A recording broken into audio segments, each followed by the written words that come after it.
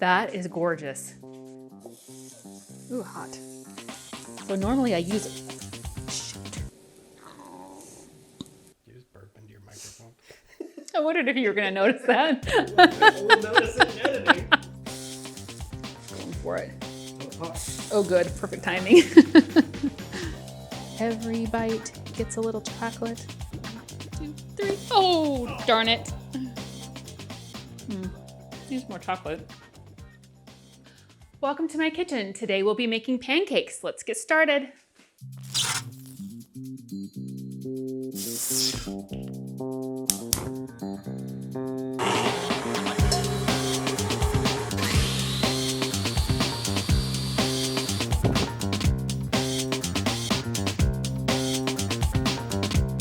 Hello.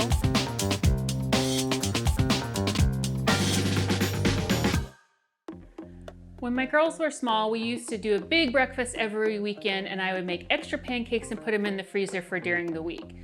I have to confess, it's been a very long time since I've made pancakes, but since it was a request, here we go. I'm starting with my all-purpose flour blend. This is the same one that we use to make the coconut shrimp as well as the onion rings. So if you haven't had a chance to watch either one of those episodes, go ahead and take a peek at it. I mix up this flour blend in the coconut shrimp recipe, but as always, the recipe will be included in the description of the video, and I will include the mix recipe there as well. So I'm starting with a cup of the flour blend, which happens to be all I have left.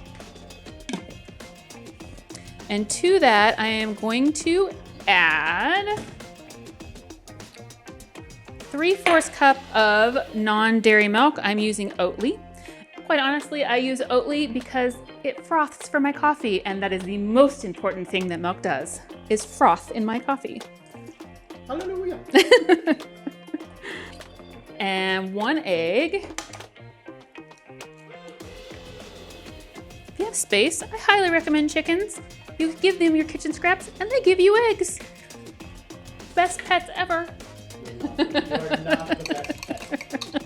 He prefers the chickens. What he leaves behind is not useful for anyone.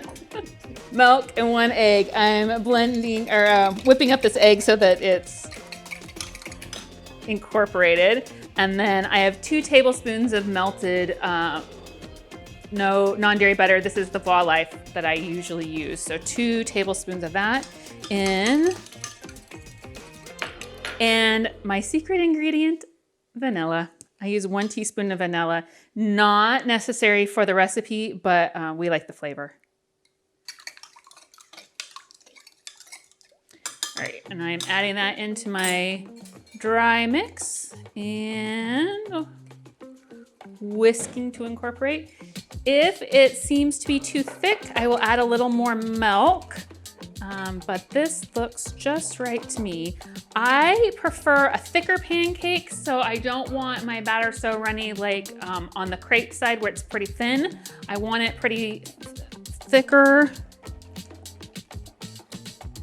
Here's my thickness of my batter there so that it pours good.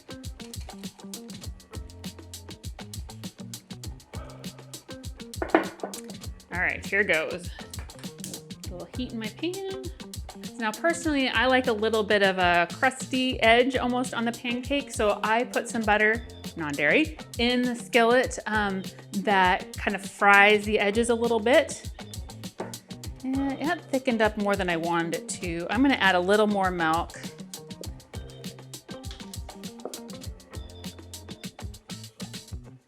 Maybe just 1/4 cup there.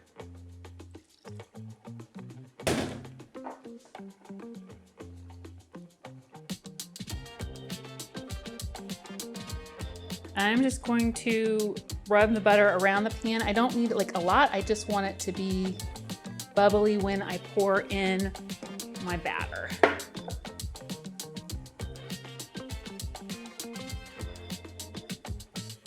The thing about pancakes is to wait until the bubbles pop in the middle so that it's set all the way through and then flip it. It's one of those things that takes patience.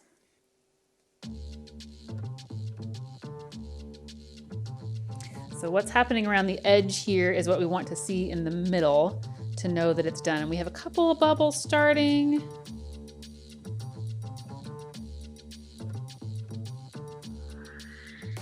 Oh, we're close. I see a couple bubbles.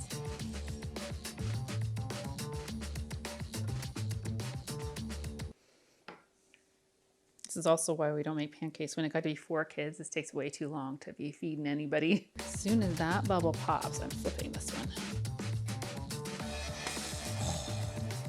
That is gorgeous. I like maple syrup.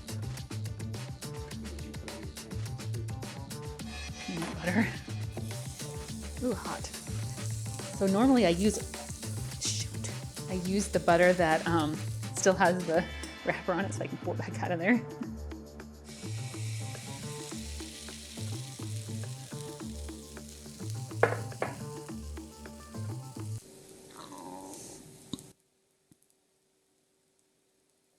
You just burp into your microphone. I wondered if you were going to notice that. We'll notice it in editing. It's like right on your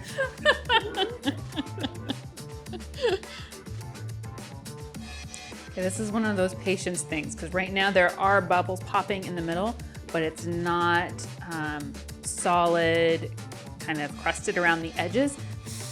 Oh, that.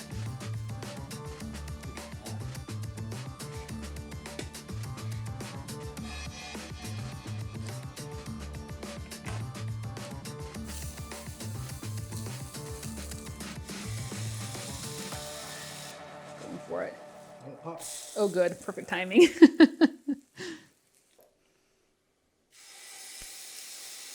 Making this one a little bigger because it's the end of the batter. So when I was little, when I would stay the night with my grandma, I used to get to go out for pancakes, and the place that we would go had chocolate chip pancakes. And chocolate chip pancakes were, in the old days, my favorite. So this last one, I am going to make chocolate chip pancake for tasting.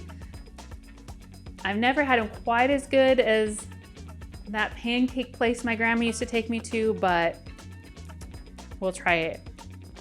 So if you are making chocolate chip pancakes, I will tell you that they tend to make a mess of your skillet. So if you're gonna do both, save them till last, because otherwise you'll end up with chocolate all over everything. And the key is to add the chocolate chips just before you flip it. So we want just a little bit wet on top, but definitely cooked on that other side before we add those chocolate chips in. And mini chocolate chips make the best chocolate chip pancakes. So I'm using the Enjoy Life brand mini chips because they are free of most allergens and all of mine. And it doesn't take a lot. And just as soon as, so like this side is done, but we want a little bit drier around the rest of the edge before I put these in. Looking good. All right, I'm going to sprinkle them across so that every bite gets a little chocolate.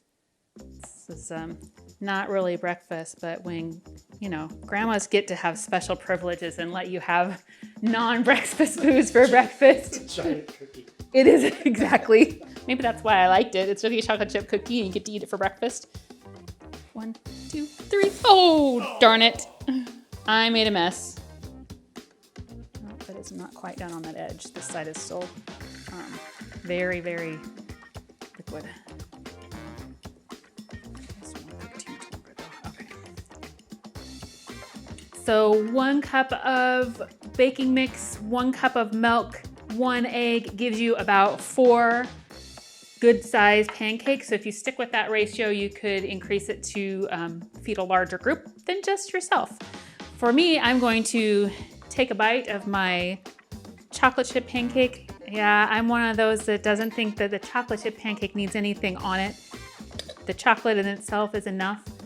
So you can kind of see the bubbles in there. That's a really big bite.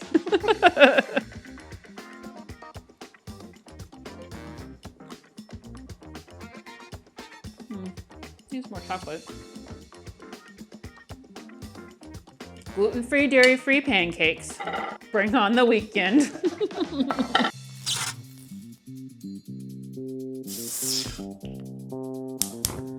Goodbye.